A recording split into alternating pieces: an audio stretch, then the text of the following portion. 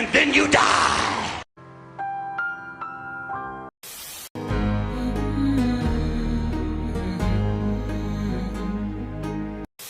Greetings, fellow mortals. Just a reminder saying it's just my opinion is for cowards. Oh, and I'm gonna spoil season 2 of Arcane and one episode of Fairly Odd Parents, so you have been warned. Ah, Christmas, the only time of the year where I am completely okay with watching the same exact movies over and over and over again. Miracle on 34th Street, How the Grinch Stole Christmas, Elf, The Polar Express, etc, etc. I even love watching the same TV Christmas specials. I promise you that the Hey Arnold Christmas episode is up there as one of the best. But you know one Christmas story that I never really got the appeal of? It's a Wonderful Life. Stuff like The Christmas Carol makes perfect sense. It's a classic even if it's been done over and over and over to death, but It's a Wonderful Life is just kind of meh for me. One of the reasons might be because it was oversold to me when I was a kid. My parents, my brother, and my sisters all swore to me that it was amazing, and I was just like, it's okay. And the second reason I don't really think that it clicked with me was because I didn't really agree with it. Wow, what an asshole. And to my surprise, I'm not the only one that's been thinking this. But I don't want to get ahead of myself. It's a Wonderful Life follows George Bailey. He's feeling YouTube. He's thinking about flatlining himself when he's visited by an angel. The angel shows him what life would be like if he had never been born. Everything is drastically worse, so George gains a better appreciation of his life, his sacrifices, and what he has built. The Fresh Prince, Family Matters, and The Muppets all come to mind. Hell, you could look at Shrek 4 and think of it as a retelling of It's a Wonderful Life. Which explains why it's my least favorite of those films, because I just don't like this type of story. It's very egotistical. Oh, life would be so much worse without me. Not gonna lie, I never really thought that. I always thought like, everything would basically be the exact same. Nothing ever changes with you, does it, Ray?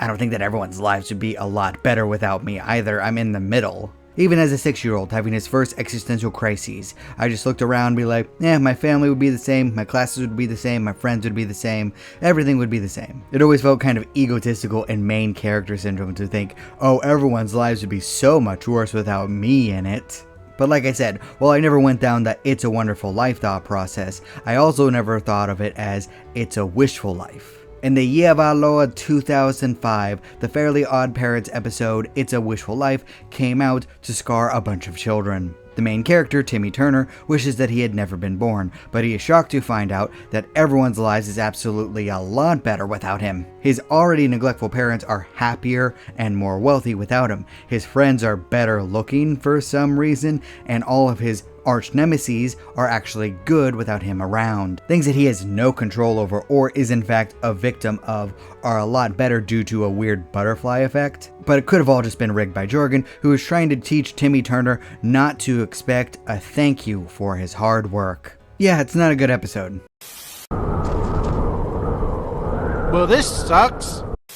Instead of being funny, it comes off as more mean-spirited. Also, this is directed towards children. This episode went hard on Timmy, saying that he is the cause of basically everything bad happening in his universe. All the while, at the beginning of the episode, he is actively doing good deeds and trying to make the world a better place. I think that's the real kick in the balls. I'm not saying this trope can't be used for humor. There are plenty of different television shows that have done it. It's just that they were more directed towards adults and featuring characters that were actually bad people. If characters like Al Bundy or Butthead have an episode dedicated to their guardian angels trying to convince them to flatline themselves because they make the world a much worse place, then that's funny. Actually, I think there was an episode of Angry Beavers, a kid show, where the character Daggett had this happen to him. But he was actively trying to annoy the people around him in his home world and then ruined everything in the parallel world for other people, so it was funnier.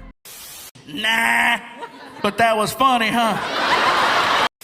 But you know what? It's a Wishful Life is kind of low-hanging fruit. I don't think that there's anyone that particularly likes that episode. But it was also a lot of people, at least from my generation's first introduction to the reversal of the It's a Wonderful Life trope. In this particular case, and all the examples that I have named thus far, the inversion of the trope was played for comedy, but it could in fact be played straight. For example, a bad person could be shown by their guardian angel how much life would be better if they had never been born because they treat everyone terribly. And it could actually kick off their redemption story, where they realize that they do actually want to be a better person, or they do want to make the world a better place. Oh my god, this sounds familiar. Reason number 3 as to why I never particularly liked It's a Wonderful Life is because it is a reverse ripoff of A Christmas Carol, and it doesn't give credit where credit is due.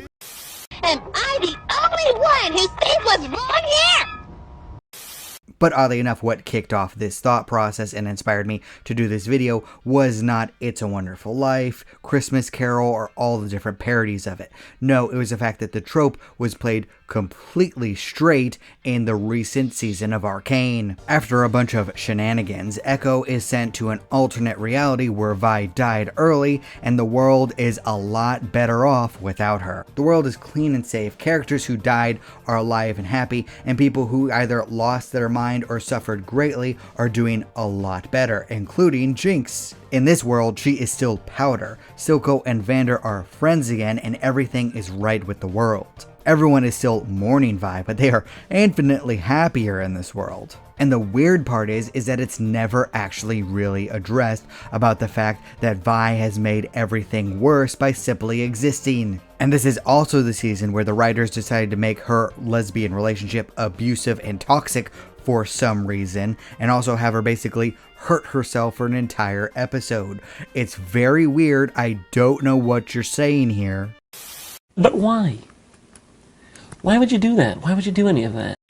And the concept gets even weirder when no one that I talked to actually realized that this was happening, and that you could do the exact same thing with basically every single character. Jinx, Silco, Vander, Jace, Victor, Mel, all of them could just go away at the very start, and actually the world would be a better place. Even Echo, the show itself, points out that he was the catalyst that started everything. Now, of course, the story would be a lot less interesting without them, or if they weren't so flawed or made everything worse, but still, it's a weird point to linger on. The world would actually be a better place if they were never born, or if they died before everything started. While it is an interesting concept, I don't know if it helps your story by constantly pointing out that your character makes all sorts of mistakes and makes everything worse by simply existing. I mean, we all secretly knew this about Vi, but it's a little awkward that they just pointed it out.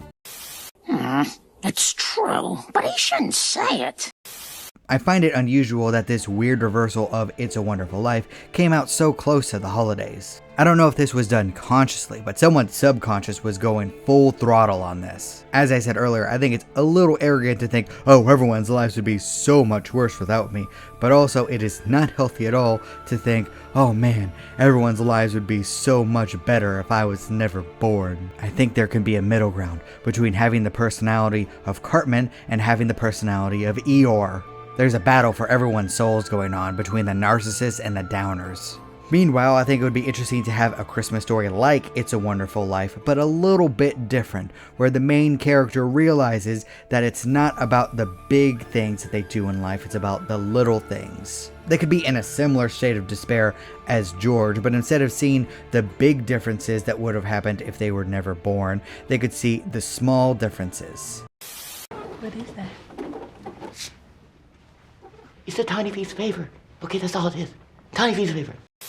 Those small interactions that the main character has with people, both positive and negative, affects those around them. Maybe not in world-shattering ways, but it does change their days. Or at the very least, show a mix of positives and negatives if someone didn't exist. Because It's a Wonderful Life is a little bit too content with how things are, but the alternative can be far too cynical. While I do like dark fiction, it feels like in a battle of hope and despair with modern writing, it's leaning a little bit more towards the despair aspect, which makes me a little worried because despite what authors and writers might say, what they write is what they think about. Plus, what you watch and consume will affect your mood. Just look at this past year. Who in the world was happy watching this election cycle? This is fine. I'm okay with the events that are unfolding currently.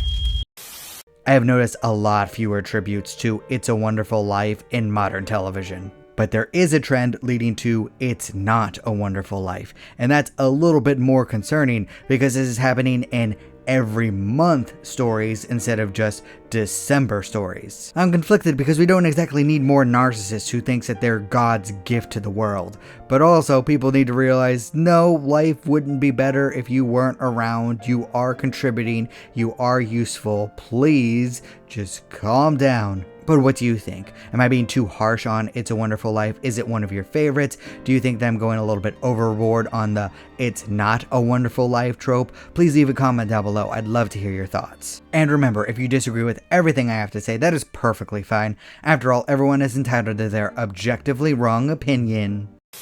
Oh, I made myself sad.